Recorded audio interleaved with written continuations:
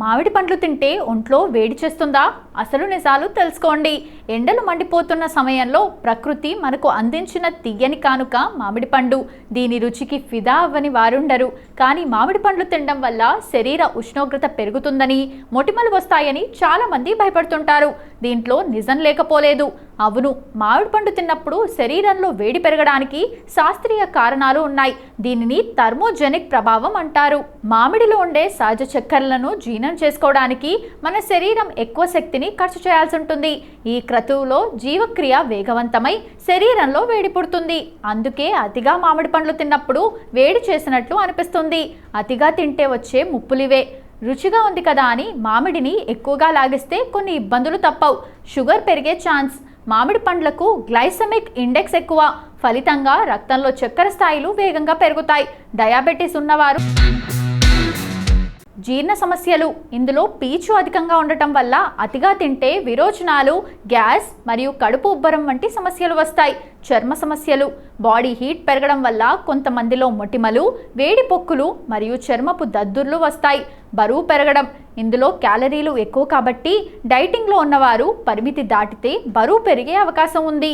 కృత్రిమ మామిడి, తస్మాత్ జాగ్రత్త. మార్కెట్లో డిమాండ్కు తగ్గట్టుగా చాలామంది వ్యాపారులు కాల్షియం కార్బైడ్ వంటి ప్రమాదకర రసాయనాలతో మామిడిని పండిస్తున్నారు. ఇలాంటి పండ్లు తింటే తల తిరగడం, కడుపు నొప్పి, చర్మ వ్యాధులు వస్తాయి. మామిడి కాడ దగ్గర వచ్చే జిగురు తగిలితే పెదవుల వద్ద వాపు, దురద రావచ్చు. దీనిని మామిడి దురద అంటారు. ఆరోగ్యకరంగా తినాలంటే డాక్టర్ల సూచనలు ఇవే. నీటిలో నానబెట్టండి. మామిడి పండ్లను తినడానికి కనీసం అరగంట ముందు చల్లటి నీటిలో నానబెట్టాలి. దీనివల్ల వాటిలో ఉన్న కారం తగ్గి వేడి చేయకుండా ఉంటుంది. పరిమితి ముఖ్యం. రోజుకు 1 లేదా 2 ముక్కలు లేదా ఒక చిన్న సైజు పండు తినడం ఉత్తమం. సరైన సమయం. మామిడి పండ్లను రాత్రిపూట తినడం కంటే పగటిపూట స్నాక్ లాగా తీసుకోవడం జీర్ణక్రియకు మంచిది. తొక్క తీసేయండి. పండ్లను శుభ్రంగా కడిగి తొక్కను పూర్తిగా తీసేసి తినడం వల్ల అలర్జీలను నివారించవచ్చు. మామిడి పండును సరైన పద్ధతిలో మితంగా తీసుకుంటే అది మన ఆరోగ్యానికి ఎంతో మేలు చేస్తుంది. ఈ సీజన్లో ప్రకృతి అందించిన ఈ మధుర ఫలాన్ని ఎంజాయ్ చేయండి. కానీ ఆరోగ్య సూత్రాలను మరవకండి. కేవలం వాటర్ తాగితే సరిపోదు. కిడ్నీలోని రాళ్ళు పోవాలంటే ఇలా చేయాల్సిందే. కిడ్నీలోని రాళ్ళు పోవాలంటే నీళ్లు ఎక్కువగా తాగాలని మన పూర్వీకుల నుంచి మనం వింటూనే ఉన్నాం. కానీ ఈ కొత్త పరిశోధనలో వ్యక్తులు తమ నీటి వినియోగాన్ని గణనీయంగా పెంచినప్పటికీ అది మూత్రపిండాల్లో రాళ్ళు మళ్లీ ఏర్పడటాన్ని తగ్గించలేదని కనుగొన్నారు.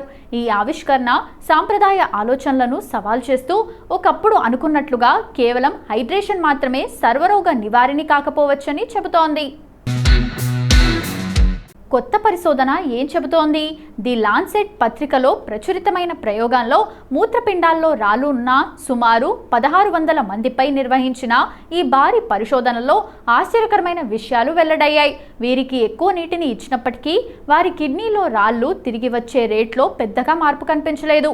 దీనికి ప్రధాన కారణం చాలామంది నీళ్లు తాగినప్పటికీ రాళ్ళు ఏర్పడకుండా నిరోధించడానికి అవసరమైన స్థాయిలో మూత్ర విసర్జన జరగడం లేదని తేలింది. కేవలం నీళ్లు తాగడం అనే సూత్రం అందరికీ ఒకేలా పనిచేయదని ఈ పరిశోధన కనిపెట్టింది. కేవలం నీరు సరిపోకపోతే ఇంకా ఏం చేయాలి? కేవలం ఎక్కువ నీరు తాగడం వల్ల మాత్రమే మనం కిడ్నీలోని రాళ్లను తొలగించలేమని, ఇందుకోసం మన రోజువారీ జీవనశైలిలో కొన్ని మార్పులు చేసుకోవాలని నిపుణులు చెబుతున్నారు. ఇందుకోసం మీరు తినే ఆహారంలో ఉప్పు తక్కువగా తీసుకోవాలని చెబుతున్నారు.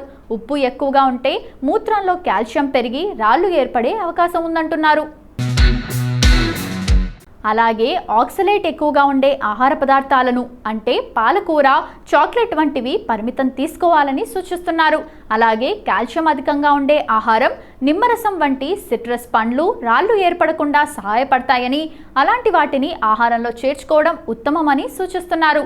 ఊబకాయం, మధుమేహం ఉన్నవారిలో కిడ్నీ రాళ్ల ముప్పు ఎక్కువగా ఉంటుంది.